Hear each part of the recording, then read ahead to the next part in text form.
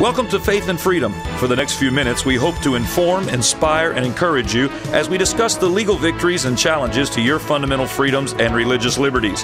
Faith and Freedom comes to you from Liberty Counsel, a civil liberties education and legal defense organization. Join us now as Matt Staver, the President and General Counsel of Liberty Counsel, explains the latest legal issues all across this country in the courtrooms of America. Liberty Counsel is winning the battle for your constitutional freedoms. A shift in America occurred yesterday and last night at the polls. We're going to be talking about it today on Faith and Freedom. I'm Matt Staver, founder and chairman of Liberty Counsel and dean of Liberty University School of Law. Joining me is Matt Barber, director of cultural affairs for Liberty Counsel and associate dean for the law school. Matt, in 2008, after the November elections, a lot of people were ready to give up because the elections didn't go the way they wanted to. We ultimately brought into office the most liberal, anti-life president in American history, and the most liberal, according to the Boston Globe, pro-choice, I would say pro-abortion Congress, the 111th Congress in American history. And as a result of that, they've passed legislation such as the Obama health care plan. They passed legislation for the hate crimes law and other kinds of legislation that they've really pushed on the American people. And there's been a big pushback. And the polls yesterday reflected that America is saying enough is enough, drawing a line in the sand. They're not going to be pushed anymore.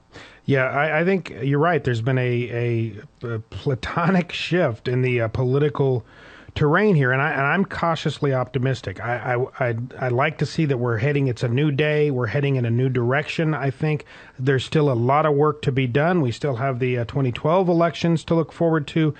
We need to see what they're going to do in Congress, what moving forward in terms of reversing some of the detrimental policies that have been implemented and pushing good, solid, strong fiscal and social and national defense policies moving forward so that we can really return this nation to the stability that we have come to expect here as really the greatest nation on earth. But I am encouraged and cautiously optimistic about the future. I am too. You know, the thing that I think is the issue now is two. Number one, there's a lame duck session. And we need to watch the lame duck session so that people who don't have anything to lose, and this is their last swan song, just begin to push a lot of anti-family, anti-life legislation in these next couple of months. And then number two, when January comes and the new people are seated, we need to make sure that they follow their promises and that they push forward with a legislative agenda on local, state, and national that's consistent with our values. And we need to hold them accountable if they're not. You know, what happened during the 8 years of President George W. Bush? He ran as a conservative. He began talking about this idea of compassionate conservatism, which was something that was coined from the editor of World Magazine, but his view of compassionate conservatism was not the big government does everything, George W. Bush view of compassionate conservatism. It sounded good. Even the idea of having faith-based programs, all that was an expansion of the federal government. And he grew the federal government in a way that was not in accordance with limited government principles. And people oftentimes remained silent. So we can't let that happen again because we'll ultimately end up having a 2008 shift the wrong way, and we need to continue this momentum in the right direction. Well, I think what we saw yesterday was a manifestation of the Tea Party movement, which is just a label that is placed on this grassroots groundswell of a clamoring for a return to Reagan conservatism. Ronald Reagan often spoke of a three-legged stool which undergirds, true conservative, and the legs are represented by a strong defense, a strong free market, economic policies, limited government, and strong social values. And in order for this stool to remain upright, it has to be supported by all three of those legs. I think that's what voters said yesterday. We want to return to that solid three-legged stool of Reagan conservatism. And if those who have now been elected to office snap off any one of those legs, that stool will come crumbling down under its own weight. That's right. And so I think what we need to do is continue to move forward, mobilize, and educate, and then hold these people accountable. We have at the Liberty Counsel website, lc.org, there's an icon that you can click on in the left part of that page, and it's the Freedom Federation Network. And it has social networking like you have on Facebook. It's interfaced with Facebook and Twitter. It has blogging, and the blogs are now being picked up on Google searches. And it also has events, and the events are being picked up on Google searches as well. So you can put in an event, you can participate in an event, you can find out what events are taking place. That is a technological platform that people can be a part of to help move forward this mobilization effort, because the battle is not done. I think one of the things that happens after an election like this, and your view ultimately wins in the election, which we've seen recently, is that people then take a deep breath, they let their guard down, and they don't do anything.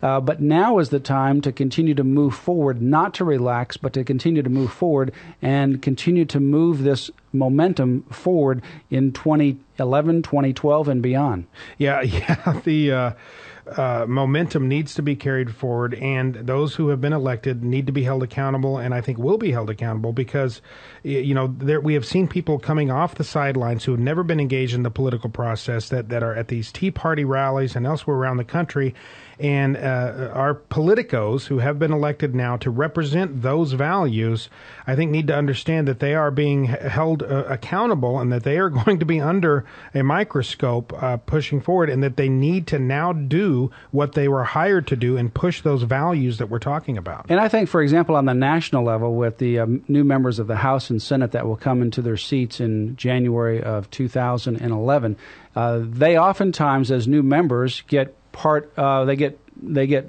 sucked into the inertia of the establishment. And we need to make sure that they don't, that they are elected there, the establishment, those that have been there for a long time. And there's some good people there, but there's also some people there that are more establishment, in my view. And they need to make sure that they have the message, and that they're not going to suppress these new voices, that they will actually be vibrant, and that they will be representative of the values that ultimately put them in office. Well, I don't know about you, but I was excited to stay up late and watch the returns, and watch the mainstream media just scratch their head in total confusion and disarray, which we've seen coming up to this point, where the media just doesn't seem to understand how it is that the fringe leftist policies that, for instance, Barack Obama has been pushing, these are the values that they represent, the mainstream media holds near and dear, so they just can't understand why the American people reject those values. And I think what we saw again yesterday was a pretty strong rejection of those kind of European socialist values that President Obama has pushed. Well, President Obama makes excuses why people didn't accept them as well. He says, well, they were too busy working on one thing after another. They didn't have time to explain what they were doing to the American people. Well, they had, 18 months on the health care bill, or 12, 15 months on the health. That's a lot of time to explain. And President Obama averaged, 2-3 speeches a day on and he had more national press conferences, at least in the early part of his presidency, than anybody before. And all the media picked it up, and they gave him full coverage. And then he says, well, people were scared and they're fearful, so they're not thinking straight. And therefore, they don't understand what they're doing. They're just reacting out of fear. I mean, the fact of the matter is that President Obama had an opportunity in 2008 to literally have a cataclysmic shift and have a whole liberal version of a Reagan revolution. But he was so radical and so partisan that he fractured and frittered away that opportunity that he had. And the American people have rejected it, and they tried to push one thing after another. Instead of being moderate, he was more liberal and very radical. The amazing thing is that some of his radical supporters don't think he's radical enough, which is absolutely scary, that we're living in almost two different worlds here with certain people in America. Well, I think his miscalculation was that he showed what a true liberal is and what a true liberal believes. And we know that liberalism is rejected. And any time liberals have to lie about who they are and what they believe, and they have to be very shifty in the way that they present the policies that they advocate. He just came right out and said, this is what I believe, this is where I want to take the country. And people went, what? Yeah. You didn't say that during the election campaign. Liberalism has been rejected across the board for years. This is a case where he showed what true liberalism is. Well, go to Liberty Counsel's website, lc.org. We were very involved in getting people activated, doing pastors' conferences around the country, the Awake events that we did, having voter guides. We're going to continue to be actively involved. Go to the website, lc.org. Sign up for the social networking website. Be a part of our network and bring other people as well.